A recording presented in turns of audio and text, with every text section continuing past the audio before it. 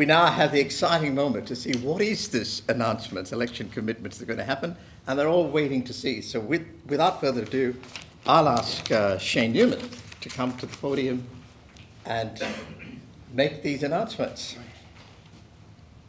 Well, thanks Jim, and I want to acknowledge the traditional owners of the land upon which we meet and pay my respects to elders past, present and emerging. I recognise many friends around the room from of course Ash and Umesh and of course Rainer and Kalani and of course Maha, and plenty of people that Milton and I have met with, and Nick as well, met with and dealt with in the Indian communities around Brisbane and Ipswich. And we thank you for the contribution you make. You enrich our lives, you make our country a better place in which to live, and we are deeply indebted for your friendship and your support. These announcements that Milton and I are making today will make a difference, we believe, in the lives of people in decades to come. Plenty of times as a politician you get up and you make commitments and you think that'll be a good thing. But these two commitments today, I know, will change people's lives. They'll change people's lives because they will enrich our multicultural community, but they'll also create jobs. And I want to thank you and the various groups that Jim referred to, from the Federation of Indian Communities of Queensland, GOPA of course, and we've got the Australian Indian Business Council for the work that they've done. I want to thank particularly Springfield City Group, because without Springfield City Group, these commitments today that Milton and I are announcing would not have been made. So I am very much indebted, and we express our deep gratitude to Springfield City Group for the great communitarian spirit that Maha, Bob, Rainer and Jim and the whole team have made for our community. So the announcement that Milton and I are making are these, and I'll get Milton to speak after I'm going to take the floor, Jim, and hand it over to Milton as well. Okay. So the first commitment that we're making is that we are making a commitment of $3.5 million towards the building costs of India House in Springfield.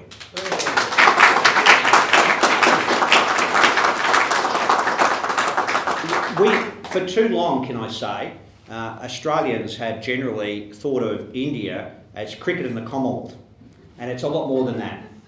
And we feel that with over 50,000 people from the Indian community living in the southeast Queensland, we think it's so important that India House be established, because that will be a place to meet and connect.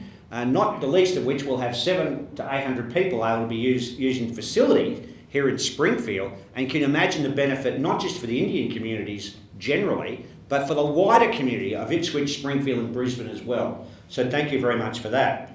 I want to also make an announcement as well that an Albanese Labor government will invest $12.5 million in the biotech firm Cytiva to grow manufacturing of high-valued medicines in the Ipswich and Springfield area.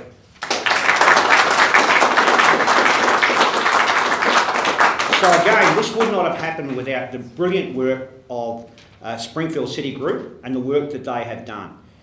This commitment is about high-tech manufacturing.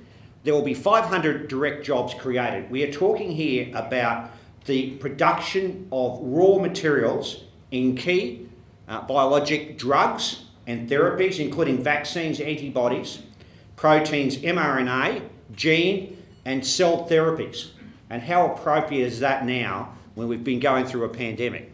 So that's, I don't know whether Springfield City Group have a prophetic aspect to their business model, but they have been on this case for quite a while. So an Albanese Labor government will do it, and we'll establish this over here in Springfield. So that's a terrific announcement that Labor will undertake should we be elected. And with those few words, I'll hand it over to my good friend Milton Dick, who can talk further about it, because these announcements would not have happened without the collaboration and cooperation of Milton and I together. We take seriously our teamwork in this whole corridor. We feed off one another and communicate with one another and plan everything together across the Springfield, southwest Brisbane and Ipswich area. And I think we do a pretty reasonable job, and I hope that my good mate Milton gets re-elected on Saturday as well as myself. I hand it over to Milton. Thank you, Shane, and good afternoon, everyone. It's such a pleasure and privilege to be with you all, and may I too start by acknowledging the traditional owners on the land on which we gather and pay my respects to elders past, present and emerging. Can I thank the leaders of the Indian community that have joined us today, not only for turning up today, but for your continuing ongoing leadership in our wider community, representing a diverse community with 50,000 people who were born overseas. No 2 days are the same as the federal member for Oxley. You hear different stories and different understandings of where people have come from, why they've come here and what they're doing. There can be no greater success story than people from India who've come to Australia as successful multicultural, advise information and the way that people have created a better Australia. And that's because our countries are, I think, uniquely linked. The great love of democracy. We're celebrating democracy over the next 5 days here in this country. But we're also celebrating common bonds in terms of business, trade, people to people, how we conduct ourselves. So the countries between Australia and India have a unique bond. And I think that bond can be strengthened.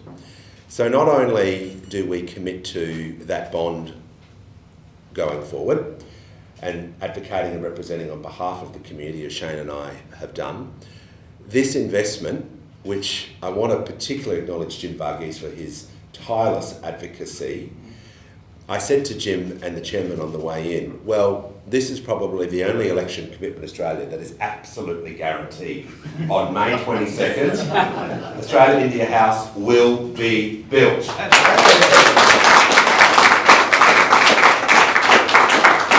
So you've done a remarkable job, and I always say the best announcements are always done in a bipartisan spirit. The community has worked hard for this. This is your announcement. This is your celebration. We're the lucky people that get to, I guess, be part of it. But I want to acknowledge all of the advocacy, the hard work. We said it was between 15 years, but I reckon it's longer, 20 years that this project has been in the making. And I think that's testament to the patience, but also the advocacy. I want to thank Shane in particular for his hard work. Shane was elected 15 years ago, and he hasn't stopped working, I think, every single day since he was elected. He's been a terrific mentor, and I've watched in awe of how he conducts himself in a professional, but in a very serious way, and becoming a member of federal parliament and representing communities, and having the responsibility of being in government or in opposition is an enormous responsibility. And it's something I've learned from Shane that we take very, very seriously. There are a lot of issues at stake at this election, where our country is headed, but I'm confident with the right set of values and plans and listening and understanding Shane that I'll continue to hopefully advocate and represent. The business announcement that Shane has mounted today is significant, probably one of the largest election commitments that we've made to foster the health sector to grow and achieve, particularly in advanced manufacturing, is really critical. The chairman and the Sinathampi family, and I want to acknowledge Hon Shayne Neumann that are here today, have laid out that vision for our community, and now, as the representatives across all levels of government, it's our job to make sure that vision is implemented.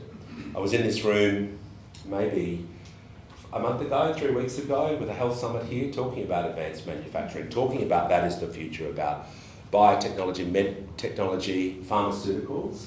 You know, this community in this area can go to the next level. And it's because of that vision we're able to enable to do these things. So I thank you, Chairman, for your belief in this community and the support that you've given to other communities as well. It is truly a partnership, and that is the signature of the Springfield City Group. I also want to acknowledge Councillor Paul Tully, who's always here supporting the community as one of our representatives, and I do pass on the best wishes and support of Mrs. Cherise Mullen, who's currently representing the government in Cairns today at a large business event. And I know she was, I did break confidence and tell her, Jim, this was probably the worst kept secret in Australia, but she is absolutely delighted and looks forward to this project coming to fruition. So it is, friends, it is with great privilege to stand before you and to welcome this announcement, to thank you all for your service and support, and I certainly look forward to working alongside of you. And that's something that I've learned from Shayne. We don't work, I guess, with you, we work alongside for you as well to make sure that every step we take is together. So thank you very much for your support. I look forward to India House, no matter what happens on May 21, becoming a reality, long overdue, well welcomed, and they will be much loved in our community. Thank you very much.